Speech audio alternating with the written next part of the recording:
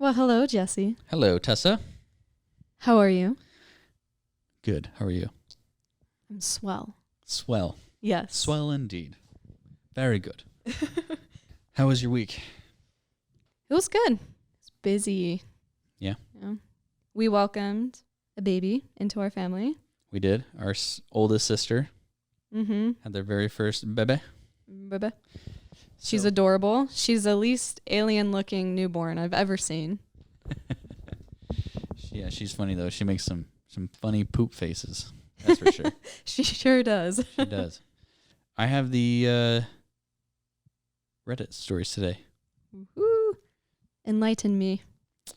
Well, before I start, just want to remind everyone, guys, whatever pictures we post for the episode, just want to remind you, you can check those out on our Instagram, Spooky Soup Podcast. And also, if you guys have spooky stories, you can definitely send those in to us. We would love to read them on the podcast. You can DM those to us on Instagram, or you can email them to us at spookysouppodcast801@gmail.com. Please send them in. I mean, we can come up with our own content, but hearing from you guys is just so exciting. We've actually had a bunch of people write into us already, and it's been a ton of fun reading everyone's stories and like I befriended someone on Reddit already. Like we message all the time and stuff, so it's been fun. That's amazing. So, yeah. Okay. Well, I will dive in. So I wanted to do something a little different today. Okay. So I do have one scary story. It's a little bit long. Okay. But before I get to that story, I wanted to share with you what I found on Reddit, which is, what is a disturbing fact most people are unaware of? Oh, I love these. Like an Ask Reddit thing. Yes. Cool. Drowning is quiet, and most kids drown right in front of the person that's supposed to be watching them. Oh. Fact.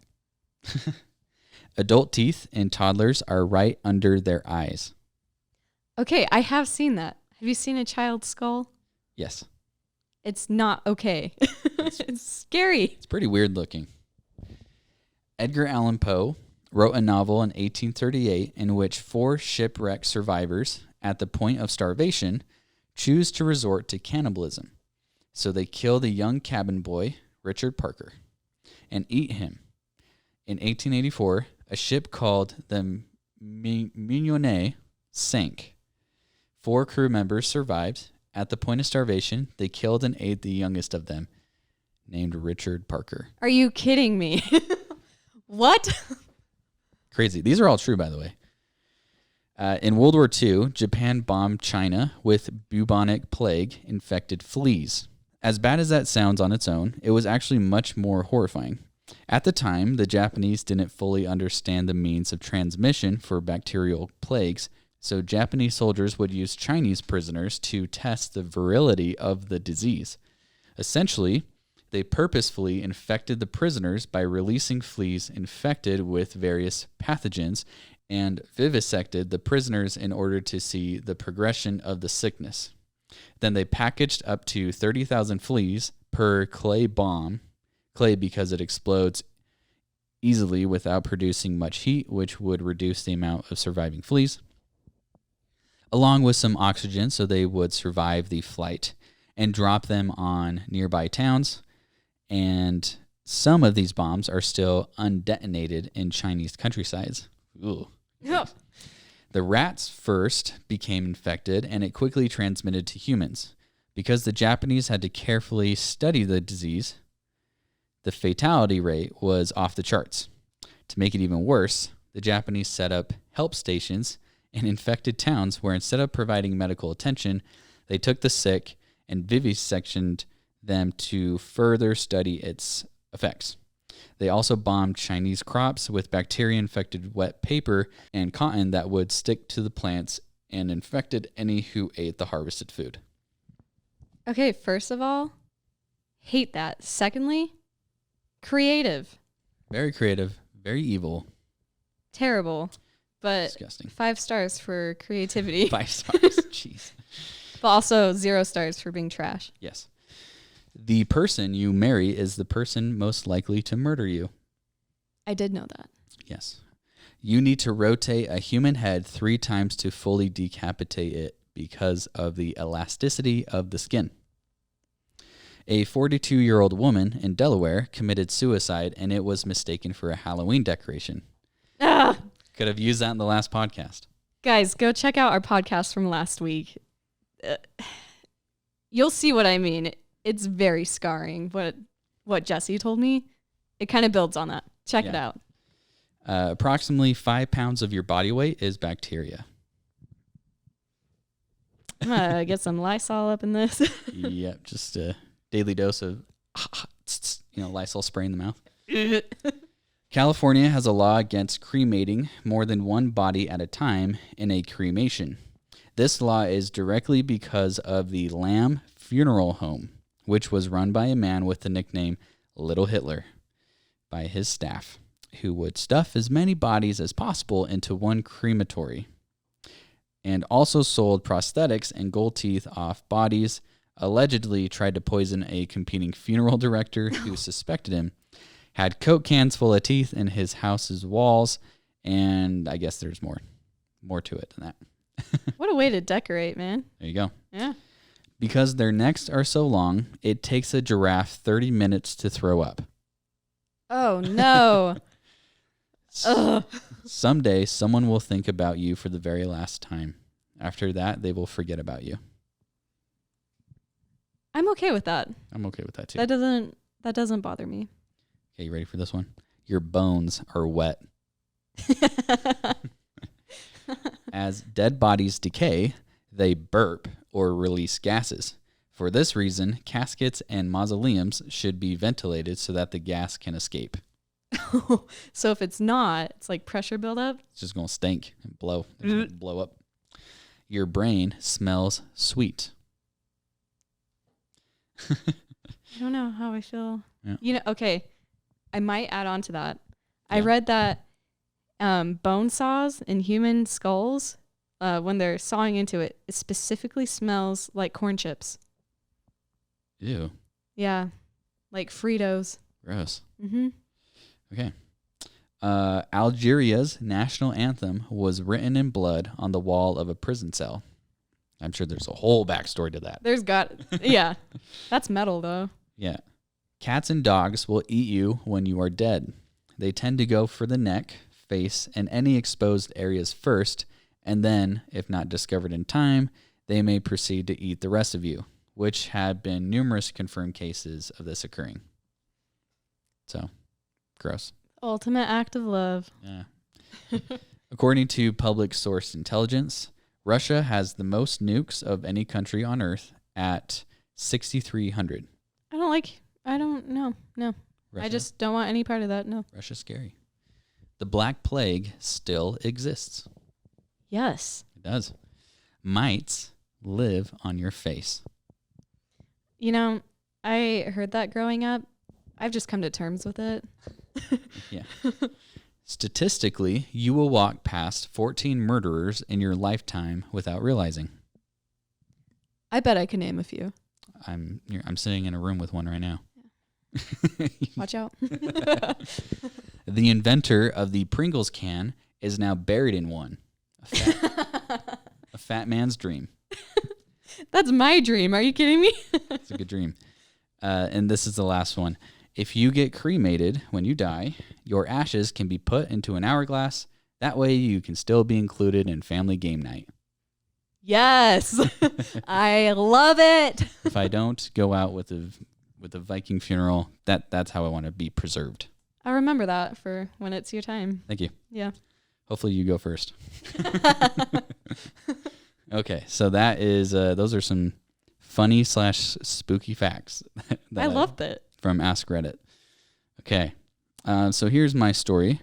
So sit tight. It's a thinker. This story was written by Quite_Contrary77, and it is titled Ma's Diner. Hannah, a recent graduate from nursing school in Temple, Texas, was driving home from college to move back in with her parents. Her original plan was to move in with her boyfriend of 2 years and work at the large local hospital there. But she had caught him sleeping with another girl. So her plans changed. She wanted a fresh start, and she knew the hospital in her hometown would give her a job. Her parents were great and immediately offered to let her move back home until she could get back on her feet. Hannah knew the way home by heart, but she was still using her GPS on her phone for traffic, which seemed like a good idea. There was a traffic closure alert for the highway, and GPS was telling her to take an alternative route. She had never taken this highway before. Hannah loved exploring new places, so she thought it would be a fun little adventure. Anything to avoid traffic. After a few minutes, Hannah realized that no one else had turned off when she did. She seemed to be completely alone on the road, surrounded by forest. That's weird, she thought. Maybe they just didn't see the closure on their GPS. Hannah drove about 30 more miles and came into a small town called Mitten. I've never heard of this town before, Hannah said aloud to herself, but she just shrugged it off, knowing that Texas is a big state and there are lots of small towns she's probably never heard of. Hannah saw a gas station and pulled in. She had noticed she was running a little low and decided this was a good place to fill up her tank. She noticed the gas station and everything else in town looked like it was taken right out of a photograph in the 1960s. Everything was clean, but just old-fashioned. Even the people milling around seemed to have an old-fashioned sense about them. Their hairstyles and clothes looked nothing like today's standards. She hardly took notice of the fact that there were no other cars around. As Hannah opened her door to get out and pump her gas, a tall, lanky young man about her age approached her vehicle and stopped her. "Afternoon, ma'am. I can fill her up for you," he said kindly. "Oh, that's not necessary. I can do it myself." Hannah tried to get out of her car again, but the man blocked her way. He didn't seem threatening, but she knew he wasn't going to let her pump her own gas. "Here in Mitten, we pump the gas for the ladies. I'll take care of it for you," he said politely. "Say, this is a neat car. I've never seen one like it. Where'd you get such a fancy car?" Hannah sat back in her car, defeated. She handed him her card. My parents gave it to me. It was their old car. They got it at some dealership. You've never seen a Chevy Malibu?" "No, ma'am. Can't say I have. I don't get out much, and we don't get many visitors around here. I'm sorry, we only take cash. We don't have those fancy machines." "Oh, no problem. Here you go," Hannah said, handing the man enough cash to fill up her tank. She made sure also to leave a little tip for him. She was a little bothered that he had never seen a car like hers. It was a pretty common car. "Okay, you're all set," the man said once the gas was pumped. "Great, thanks. Hey, is there anywhere to eat around here? I'm getting kind of hungry," Hannah said through her open window. "Yes, ma'am. Ma's Diner. It's about a block down. Can't miss it. It's the best food in the whole state," the man said, rubbing his stomach for emphasis. Hannah grinned. She loved roadside diners. She and her dad would always try to find the best ones on road trips. "Thanks, I'll try it out," Hannah said excitedly. "Tell him Hank sent you," the tall, lengthy man said, grinning. Hannah waved and drove the block to the diner. It looked like a typical 50s diner. Large windows with booths, a long counter with padded stools bolted to the floor, a jukebox in the corner. The kitchen could be seen from the dining area. There were a couple of milkshake machines behind the counter as well. A couple of young waitresses were dressed in poodle skirts and white button-up collared shirts with their hair in ponytails. Hannah thought they really nailed the 50s diner theme, but something just felt a little too authentic. One of the waitresses greeted Hannah at the door. Hannah requested a booth. Her waitress's name was Susie, according to her name tag. When Hannah told her that Hank sent her, Susie blushed. Hannah got the distinct impression that Hank and Susie were a couple, or would be soon if Susie had anything to do with it. Hannah ordered a bacon cheeseburger with onion rings. She was still upset about her ex and didn't care about the extra calories. She noticed another customer dressed like he was from the 50s or 60s, like everyone else except for the waitress, getting a milkshake, and decided she had to try one as well. Hannah knew her dad had a soft spot for milkshakes, and he would want to know if it was any good. So she asked Susie for a chocolate milkshake to go. Hannah paid her bill again with cash and got back in her car. She got back on the road after checking the GPS, confirming the directions, sipping the delicious milkshake. 20 minutes later, Hannah saw the welcome sign for Mitten again. Then she saw the gas station. Hannah slammed on her brakes. everything around her was different. Instead of a clean, beautiful town, everything looked like it hadn't been touched in 50 years. No one was around. Hannah sat in the middle of the road for a full 5 minutes trying to comprehend what was going on. She picked up her phone to check the GPS again, but it said, no signal. Hannah tried to call her mom, but it wouldn't work. She even tried to call 911, but it wouldn't work. She threw her phone on the passenger seat in frustration. Hannah drove to the diner and parked in the same spot she had been parked earlier.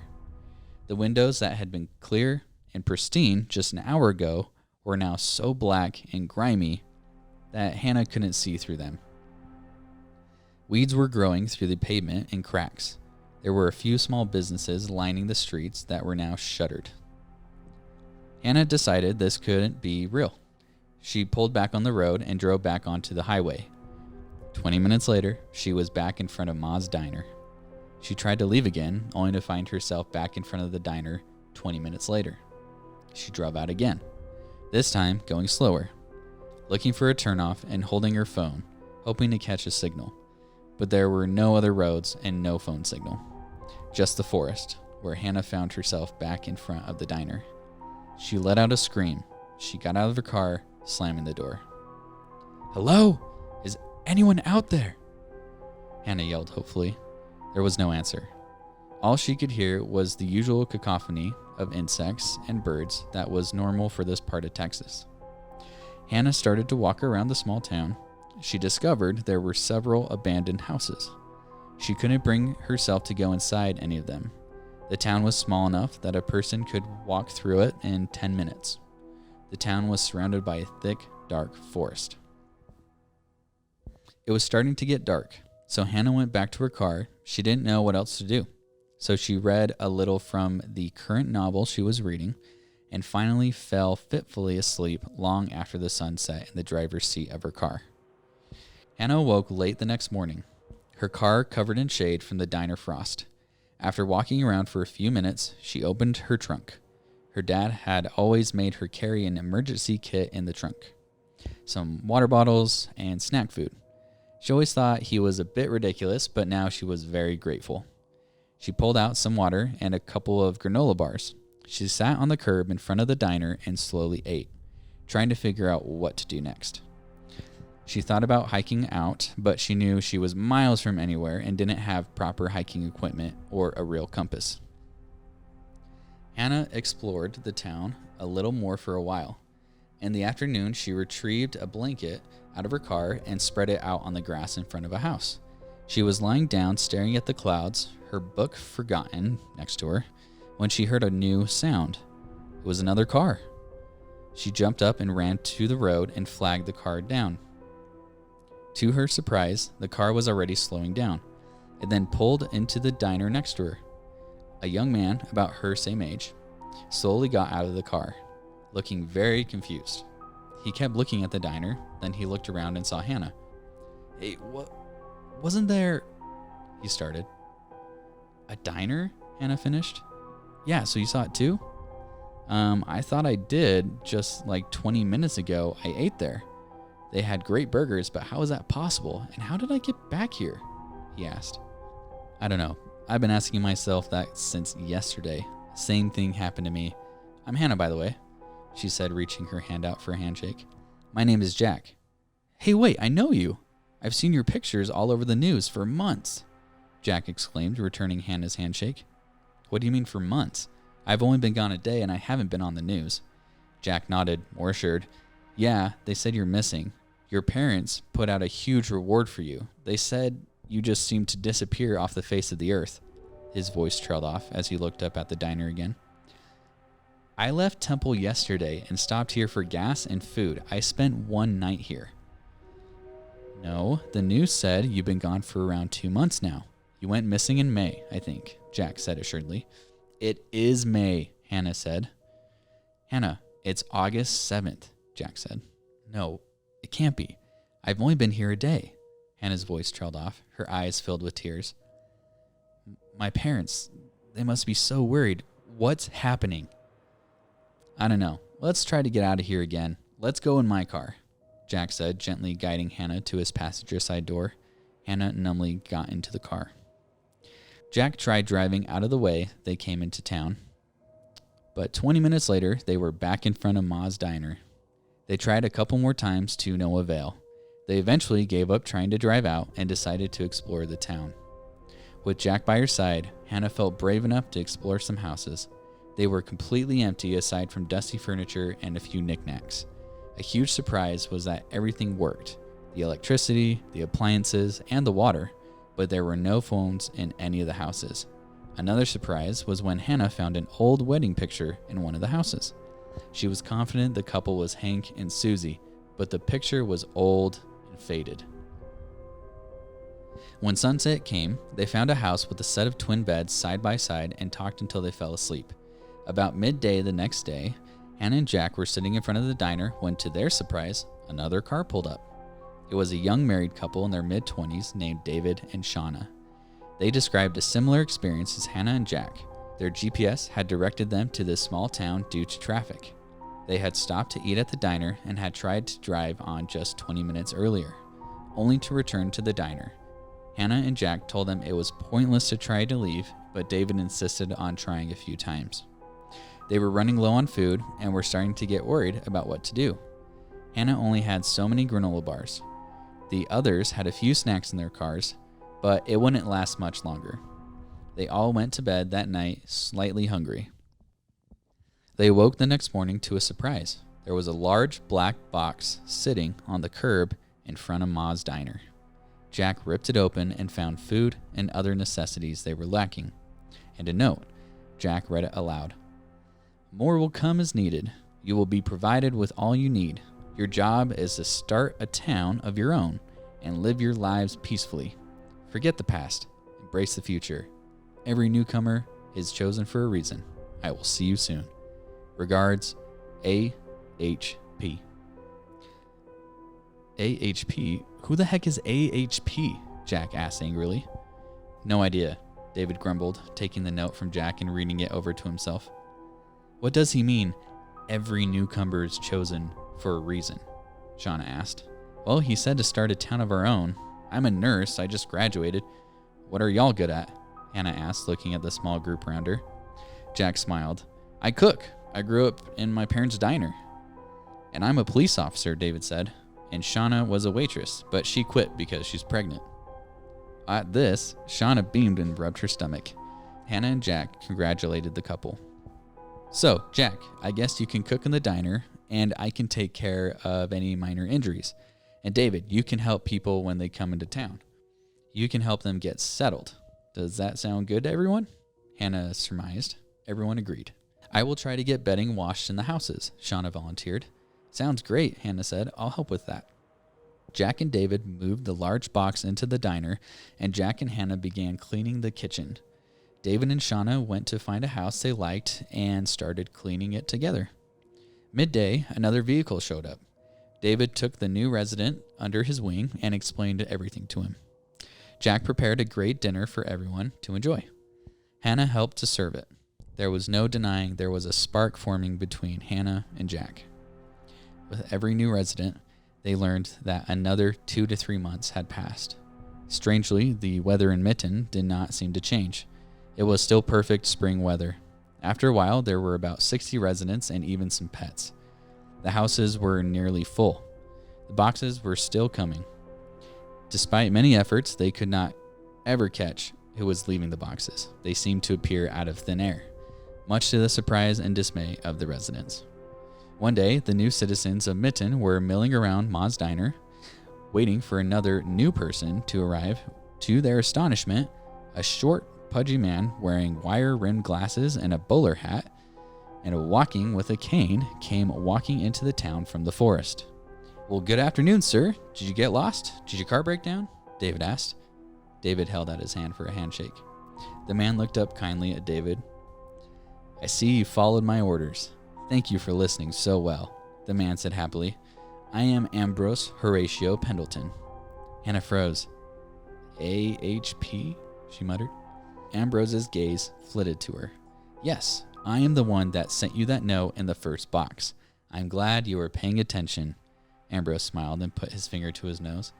Hannah suddenly felt anger rise up in her.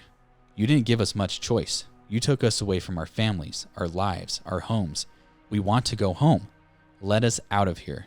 Why are you doing this? How are you doing this? Just let us go home, Hannah yelled, becoming more frantic with each sentence. Ambrose just stood there calmly, a small smile lifting the corners of his mouth. Oh, my dear, that's just not possible. You're in my world now. Ambrose turned away from Hannah and faced the entire group. In one of my infinite time loops, you will never leave. You will soon forget your old life. You will continue to age. You will have children. You will die. But you can never, ever leave. Your children will never leave. The mitten you saw before is still alive today. It is just closed to you and the rest of the world. I gave you a small glimpse, and one day your town will be shown to some new visitors. Take care of them, just like you were taken care of. Ambrose turned back to Hannah. Don't worry, my pet. All your worries will be forgotten, Ambrose muttered, walking up to Hannah and brushing her cheek with the back of his finger. Hannah jerked away angrily and went to stand by Shauna. Shauna put her arm around her shoulders. They both began to cry. Ambrose turned and walked back into the forest, ignoring any more questions or complaints yelled at him by the group. A year later, Ambrose's word had come true. No new cars had shown up since his arrival. Everyone had forgotten their old lives, and everyone had found what seemed to be their soulmate, unless they had arrived with someone already. Hannah and Jake had been married by the preacher Kyle and were expecting a baby in a few months. David and Shauna became parents to a beautiful baby boy, Isaac, delivered by Dr. Peters and assisted by Hannah. Dylan and Caleb, a recently married couple who had been on their honeymoon, loved coming in and decorating everyone's homes. Everything anyone needed would arrive by a large black box, or the carpenter, Bryson, would build it for them. More babies were born. A school was eventually started. All of the cars were parked in the garages and never used. The town was small enough that everyone could just walk to where they needed to go. Life was great in the little town of Mitten. One day, a strange, futuristic-looking car showed up. Ooh, that's cool. Total Twilight Zone moment. That's so cool. Yeah, that's actually what I was thinking. It was, thinking very Twilight-y. Yeah. It was really good. Oh my gosh. I really liked that. That was so good. Yes. Sorry, that was a little bit longer story than usual, but I just thought it was too good to pass up. Okay, well, let's jump into what you have for us today. All right. Well, thanks for that story. Mm-hmm. That was really cool. I'm probably going to have to watch some Twilight Zone now. For sure. All right, so my story is a local story. I'm going to tell you the story about one of Utah's grandest hotels. I'm sure you know about it. Originally known as the Reed Hotel or the Ben Lomond Hotel. Oh, yes. It's now called the Bigelow Hotel, and it still overlooks Ogden's most notorious street, 25th Street. It stands like a beacon of Ogden, its intricate Italian Renaissance revival architecture warning visitors of a vicious prohibition history and murders hidden in the shadows cast by neon lights of Electric Alley. Sorry, for those who can't see me, I'm grinning because Ogden's 25th Street is, at one point, it was murder capital of the world, and so it's got some crazy stories. Crazy. Al Capone still, he said it was too much for him. Al Capone. Yeah, that's how you know it's bad. Yeah. So, but, sorry, we can cut this out if needed, but the reason why it was so crazy is because the railroad, that's where it met, really, for Mm-hmm. Yeah. Yeah, 25th Street is by far my favorite street. It's got, I like history, but creepy history, this is the place for that. Yeah. There's so much. So, every weekend over the summer, 25th Street is closed off for a farmer's market, and people from all over the valley come to enjoy frozen apple cider, fresh baked bread, ceramic goods, and hand-forged jewelry. Walking up and down the street, booth to booth, coffee in hand, frozen cider in hand, totally oblivious that the ground we're walking on, if it could speak, it would tell stories of horrific murders, suicides, and graphic assaults that happened in that very spot. With the boom of the railroad in the late 1800s, Ogden had to do something about the masses coming and going from Union Station, which is located just at the bottom of 25th. E.A. Reed Esquire opened the Reed Hotel for just $75,000 in 1891. The original building had 130 rooms and boasted a 5-story tall layout, something which was super uncommon for Ogden at the time. In 1926, the hotel was completely demolished, and 11 more stories were added to the hotel plans in an effort to modernize Ogden just a bit more, and it opened again in 1927 as the Bigelow Hotel. The modernization of this Ogden giant made it one of Utah's 3 grand hotels at the time, attracting people from all over to see its elegance and mountain views.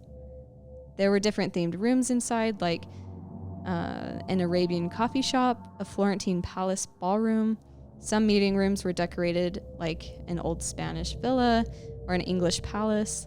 The most popular room was Shakespeare themed and was hand painted with murals all over the wall.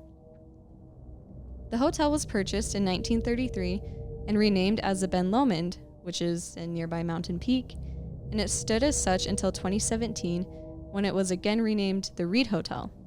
Shortly after, in 2019, this historic, beautiful building representing a fabulous era of gangsters, prohibition, and luxurious crime was then turned into an apartment complex. So pretty big letdown. Yeah.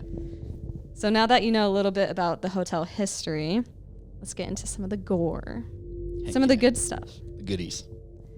So if you've ever been to 25th Street in Ogden, Utah, it absolutely feels like stepping back 100 years in time. There's original brick and stone masonry on most of the shops. There's still accessible parts of the underground tunnel that connected brothels to speakeasies, to opium dens, to gambling rooms and boxing rings. Let's just say it was your typical Peaky Blinders dream. Yeah, good way to describe it. Yeah. Got some Cillian Murphy going on Yeah. in Ogden. With the train hub at one end and the hotel looming over the other, it was a centralized hub for all sorts of business, good and bad.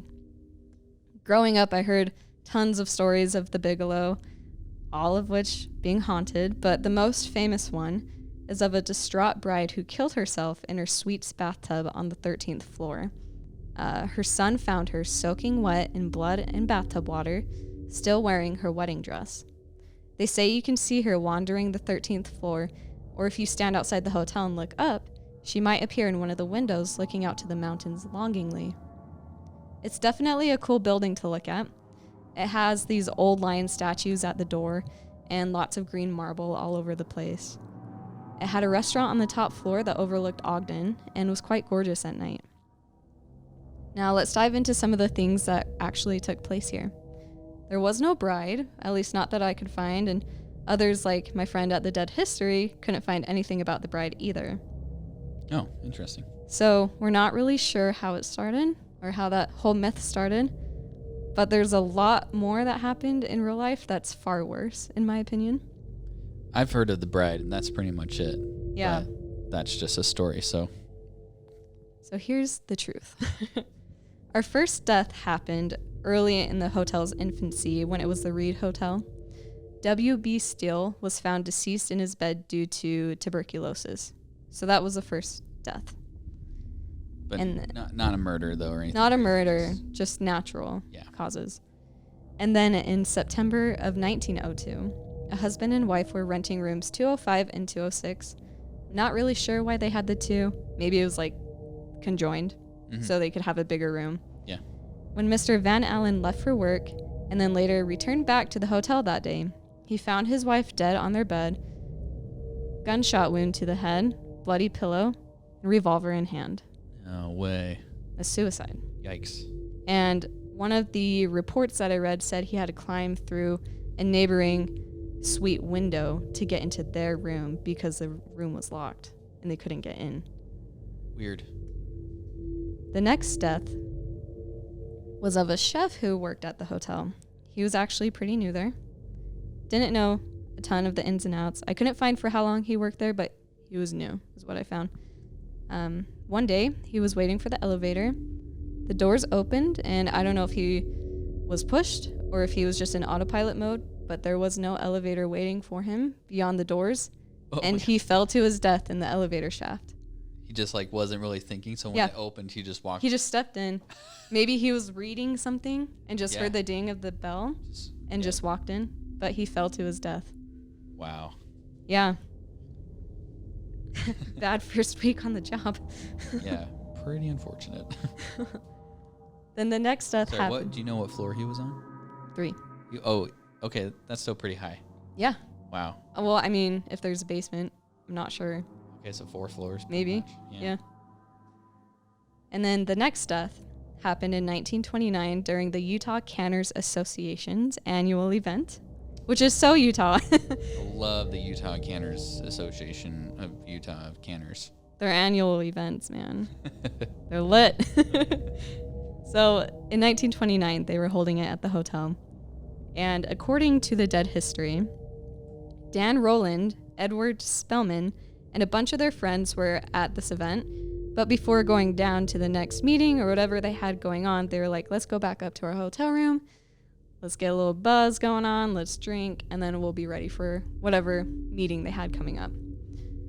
So as they were upstairs partying, the wife of one of their friends got wasted. And she didn't feel good enough to go down and hang out at this canning event, whatever it was. So she decided to stay behind and lay down for a while until the effects of the alcohol wore off. The friends all left, went downstairs, and at some point during the day, Mr. Spellman returned to the room on his own and assaulted her while she was passed out. Whoa, yikes. Dan caught him. He walked in on Spellman in the middle of the act, and he punched him square in the jaw, which was a very lucky punch because on his way down, Spellman hit his head and died instantly. Which, honestly, fair enough. He deserved it. Yep. Mm-hmm. And then in 1939, a super odd death took place at the hotel. 2 men, Glenn Jackson and Elmo Chapman, arrived together and got in a fight with the bellhop outside of the hotel. Couldn't find anything about what the fight was, but all the reports I read said that both men were acting really weird. They arrived together, and then they walked inside together and asked the elevator operator to take them to the top floor. Both Glenn and Elmo had recently lost their jobs, so they were down on their luck. This is the 30s. Could have been a pretty bad time. The operator took them up, but then caught a weird vibe from the men, and she felt like something was off, so she returned back down to the lobby, and she was hoping she could get the attention of the hotel clerk to come help her. You know, these 2 men were visibly upset. She didn't know what to do. When the elevator doors opened in the lobby, there was no one there. It was completely empty, so it was just her and these 2 guys. And in a split second, the 2 men hopped back in the elevator and shut the doors before she could do anything and rode it to the 13th floor. Both men jumped out of the southernmost window together and splat on the sidewalk below. What the heck? Mm-hmm. We're not sure why. We don't know if it's because they lost their jobs. We don't know if they were in a relationship. But both jumped out together. Okay. Maybe they were high. From those opium dens? Yeah. Maybe. In 1951, a teacher named Donna Anderson leaped from the 9th floor window, committing suicide. In 1976, around 2 a.m. on an October night, a 15-year-old boy entered the hotel lobby. The teen approached the hotel clerk, who, it was actually his day off, but he was filling in for one of his coworkers who had an emergency. The teenager approached the clerk and stabbed him to death 44 times until he bled out. The teen stole a sum of about $30 from the register and ran away. So the coworkers of this clerk came into the lobby and found him completely bled out on the lobby floor. Now, there could have been more deaths between 1976 and 2022, but if there are any, it's either not in the newspapers or it's just natural causes, or just nothing like extraordinary enough to make the headlines. Mm-hmm. But to this day, you can still drive past the old hotel. It looks abandoned. It totally looks out of sorts, even though it's a new apartment complex. There's always people hanging out, like, around the bottom level, but I don't know. All the glass looks broken. It doesn't look like it's an operating apartment, so something about it just feels off to me. Mm-hmm. So the next time you park on 25th Street and have to walk past the hotel to get to your favorite Harp and Hound pub just next door, remember whose deathbed you're walking on top of on that very sidewalk. That was a great outro. Thank you. Let's see. Last time we went to Ogden for dinner with the fam. We parked right next to it. You parked on 25th? Not on 25th, but like a block from the hospital, I think, or excuse me, from the hotel, and then we had to walk past the hotel. And I just remember like looking up at it and being like, this place, freaky. It's daunting, huh? It is. Yeah, it's definitely weird. Especially now that it's a apartment building. Yeah. A hotel. Also, I remember a long time ago, this was like 10 years ago, I tried to book a room just to see what would happen because of a rumor I heard where they don't, while it was a hotel, at least, they weren't renting out rooms on the 13th floor because of all the stuff that happened there. I heard that too. And so I tried to get a room on the 13th floor, and sure enough, it just said that the whole level was booked. That's all it said. But if you drive by, that's not true. Yeah, so now I'm sure since it's an apartment building, now they just were like, oh, let's just open it. But growing up, I remember driving by it, and it would be completely dark on that whole level. There wouldn't be a single light on that entire level. So it wasn't booked up. They just don't rent it. Yeah, exactly. So I think they just put it on the website as booked up. Yeah. Just to say that, oh, it's always booked. No. Well, I mean, maybe it was. Maybe they always had ghosts, investigators going in and renting the whole floor out. Great story. Good history, because I did not know about all those many deaths. Just the one bride. Just death. The bride. Yeah. Which I have no idea how that happened. I couldn't find anything about a bride. Yeah, I heard about it from people, friends, just people trying to scare me in middle school. Yeah, same. Great story. Anything else? That's it. I just hope that if you're in the area, you guys have an opportunity to walk past the Ben Lomond / Bigelow / Reed Hotel. Yeah. Because it's so cool. The architecture is beautiful. It makes for some really great pictures. I think they filmed a Hallmark movie inside of the lobby not too long ago. Wouldn't surprise me. Because I recognized it. I was like, oh, that's the Bigelow Hotel. But yeah, check it out. Go eat at Harp and Hound. It's right next door. It's delicious. Do you have any pictures of the hotel? I do. Cool. Well, we will just post those on our Instagram. Sure. And you guys, once again, check it out there, Spooky Soup Podcast. And, of course, another reminder, if you have any stories, please send them in. SpookySoupPodcast801@gmail.com. And, guys, we'll scare you in the next one. Stay spooky. Bye.